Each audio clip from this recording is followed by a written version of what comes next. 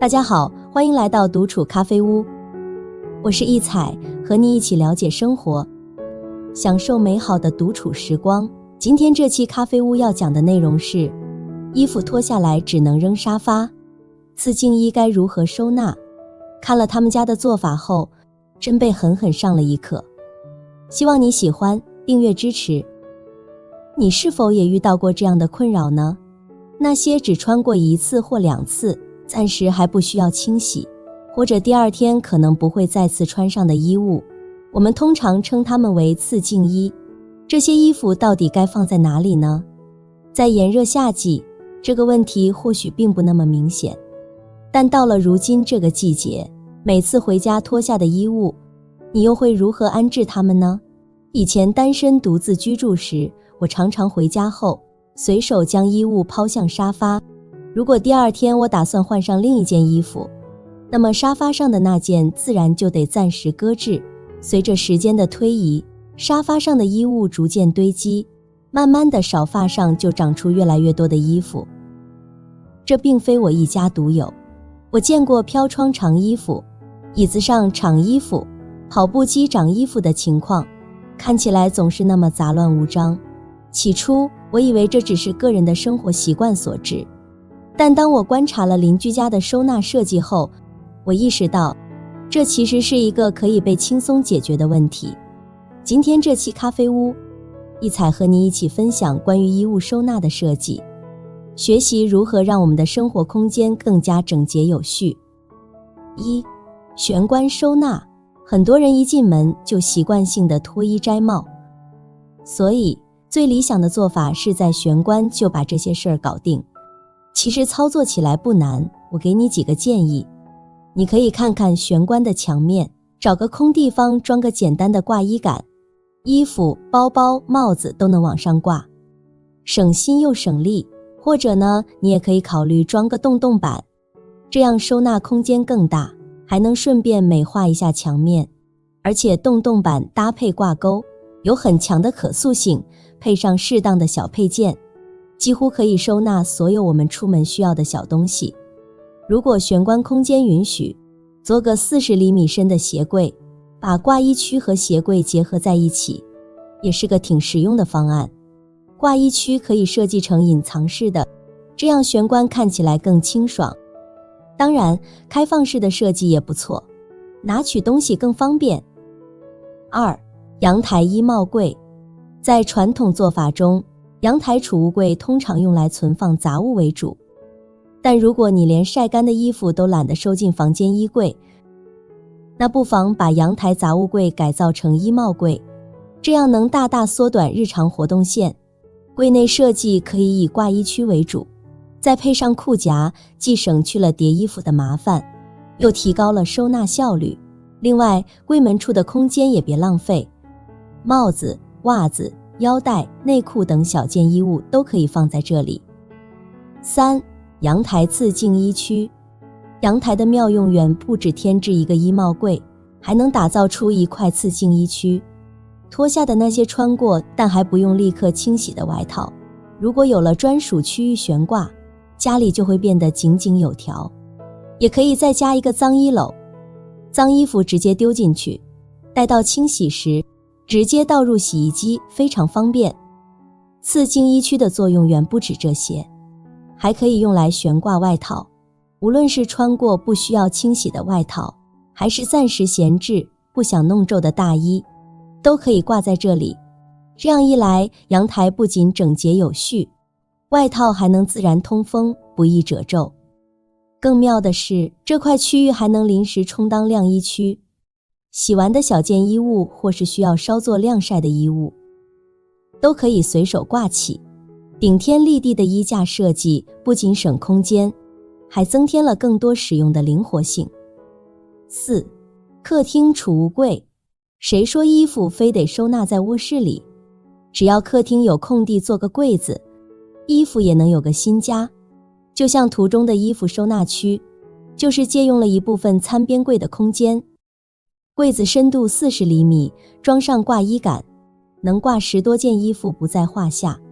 再比如这个挂衣区，利用了电视墙柜的设计，不需要太大，只要能放下几件外套，客厅立马变得清爽整洁。5.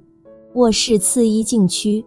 相较于其他空间，卧室里最需要次一净区，否则床上、地上、飘窗上、床头柜上可能都会堆上衣服。所以我们在设计时完全可以从以下几个方面入手。1. 衣柜开放区。若卧室里的衣柜比较大，完全可以给衣柜做一块开放式挂衣区，只要能满足基本的隔夜衣服收纳需求就行。2. 衣柜侧面区。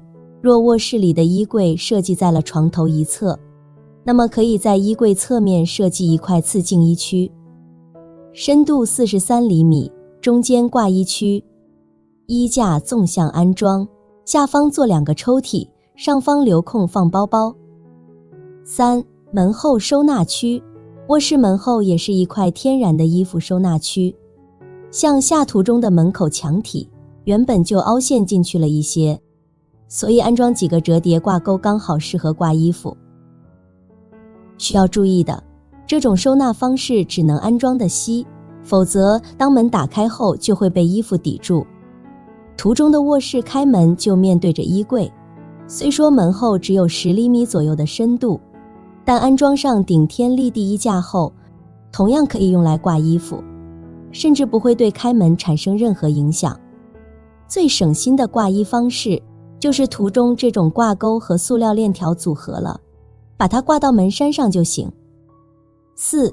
落地衣帽架。可以结合卧室的空间和尺寸，直接购买一组成品的落地衣帽间，解决隔夜衣服的收纳需求。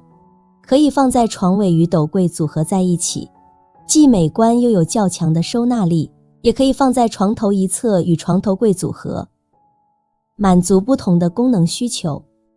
5. 飘窗收纳区。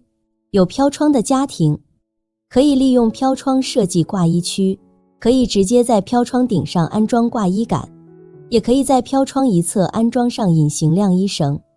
除了可以用来挂衣服之外，3代同堂的家庭还可以用来晾晒内衣，减少生活中的尴尬。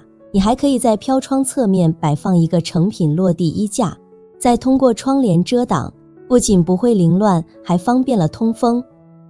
6. 造型隔断收纳。最后一种就是在卧室面积大，并且需要设计隔断的情况下，可以直接设计一个镂空的挂衣区。此外，你还可以像这样做个镂空的造型，只不过入住久了，最后还是会沦为挂衣区。6. 衣帽间里的次净衣区。如果你家有衣帽间，那就更棒了。在衣帽间里专门规划一个次净衣区，所有的衣物都能井井有条地挂起来，这样不仅能避免脏衣服和干净衣服的亲密接触，还能让你的衣帽间看起来更加整洁，简直就是颜值和实用性的双重担当。在设计你的次净衣区时，记得要根据自己的生活习惯和衣物种类来调整，这样才能确保这个区域既实用又美观。接下来，咖啡屋继续和你分享8个收纳次净衣的好物。1. 宜家小挂钩。你可以在玄关的地方安装上一排精致小巧的挂钩，这样一来，防晒衣、外套、帽子，甚至骑行时的头盔，都可以井然有序地挂在这里，再也不用随意堆放了。这些挂钩设计得很巧妙，有2层空间，这样一来，能挂的东西就翻倍了。对于一家3口来说，秋冬季节那些只穿过一次的次净衣物，通通都能挂得下，实用又方便。2. 束插式衣帽架。如果一个人居住，衣服不多，也可以买这种束插式的小衣帽架，也是宜家的很好组装，钉在玄关柜子侧面，不占太多空间。3. 镜柜收纳。也可以考虑购买那种一体化的镜子收纳柜，它的前面是一块明亮的镜子，后面则设计成实用的挂衣区。这样一来，每天出门前就能方便地在这里整理衣冠，确保自己以最佳状态迎接新的一天。而且这样的衣帽架设计得非常灵活，可以轻松移动，你可以把它放在沙发旁边，方便随手取放衣物，或者放在玄关处，一进门就能挂上外套和包包。4. 悬挂式烘干机。烘干机其实是个挺实用的家电，它不仅能烘干衣物，还能兼职做个临时挂衣架。你只需简单的把次净衣挂上去，拉上拉链，就搞定啦。而且现在很多烘干机都配备了空气洗功能，对于那些没有污渍，只是有点异味的衣服，直接丢进烘干机转几圈，出来后就像新的一样干净清新，直接就能挂回衣橱，省时又省力。5. 洞板收纳。如果是租房子或者不能买大件柜子，可以考虑装个洞板，上面根据自己的喜好钉一些挂钩，万物皆可挂。洞板除了衣服、帽子、钥匙扣、雨伞、口罩都可以挂，甚至还能摆放一些你喜欢的摆件。6. 简约收纳架。也可以买专门的简约收纳架，可移动，客厅、阳台、书房都可以转移。7. 利用墙角空间。如果是小户型，家居空间不足的话，建议把墙角的空间利用起来，比如这种正好夹在墙角处。8. 装饰性落地衣架。落地衣架的选择五花八门，有金属的，显得牢固又时尚，有塑料的，轻便鲜艳，还有实木的，质朴又温暖。挑选时要留意选那种上轻下重的，这样挂上衣服也不容易倒下。当然，选衣架还得和家居风格相配，这样才能融为一体。家里如果有衣帽间，可以在衣帽间里划出一个专门的家务区，把次净衣、熨斗、烫衣板这些都放在一起，做家务时就顺手多了，这样布局也符合整理收纳的就近原则，既实用又井然有序。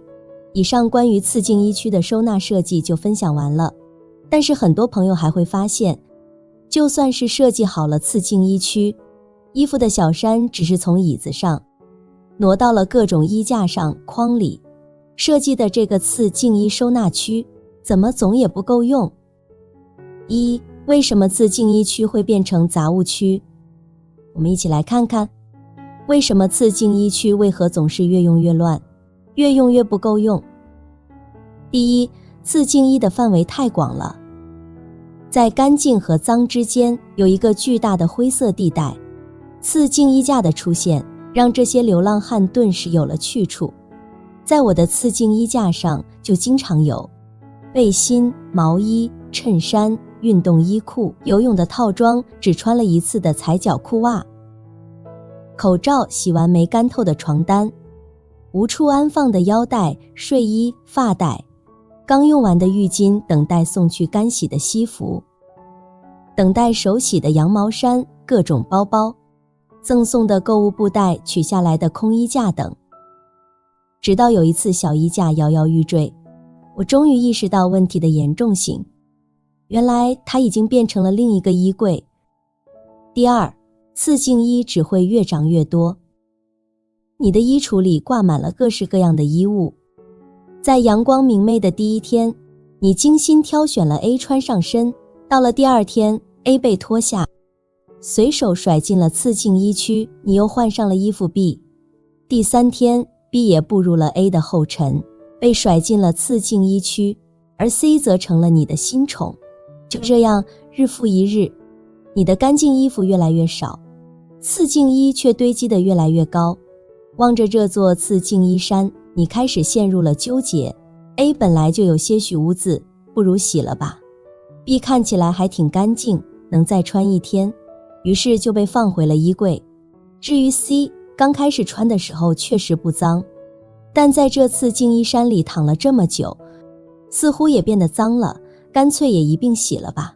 与其日后在这次净衣山前纠结不已，不如当初就做好决定，这样就能避免这漫长的纠结与痛苦了。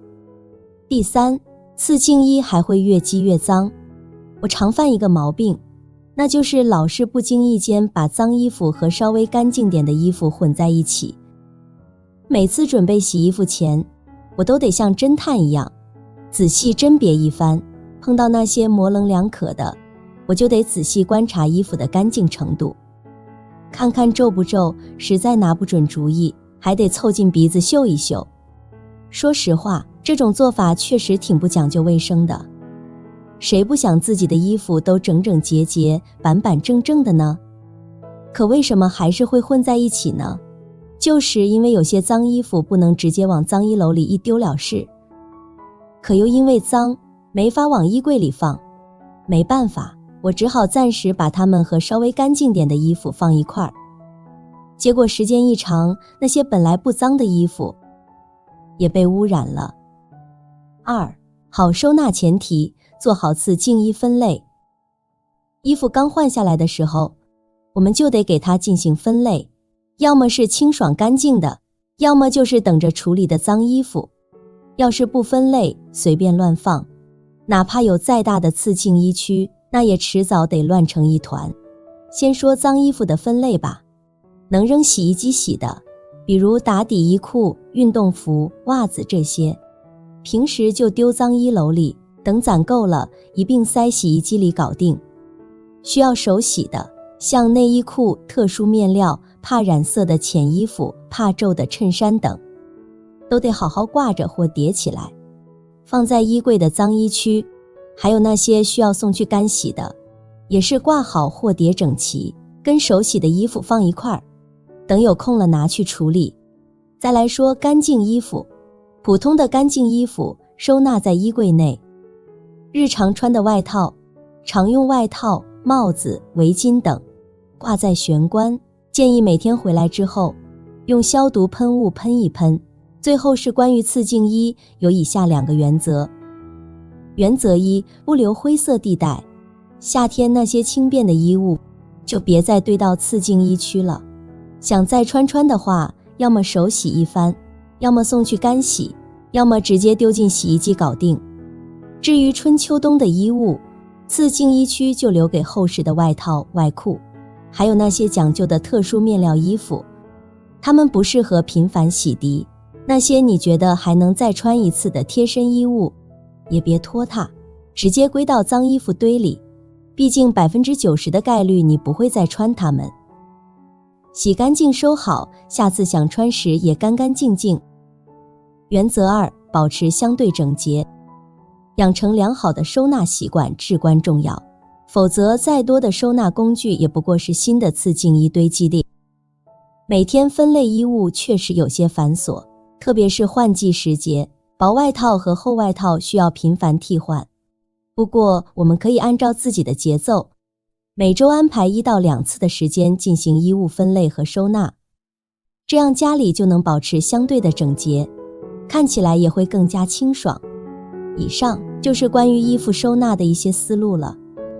虽说习惯决定了生活，但在提前规划好的情况下，也相信合理的设计会改变生活习惯。次净衣区的整洁不仅影响衣物的存放，更直接关系到我们日常生活的舒适和幸福感。所以让我们行动起来，将次净衣区打造成一个既实用又美观的空间吧。这样你的家不仅会显得更加整洁，你的心情也会随之愉悦起来。好了，这期咖啡屋到此就分享完了。如果内容对你有所帮助，麻烦你订阅和分享给身边的朋友，欢迎留言和投稿，在咖啡屋与我们一起学习别人的最好，遇见更好的自己。我们下期节目见。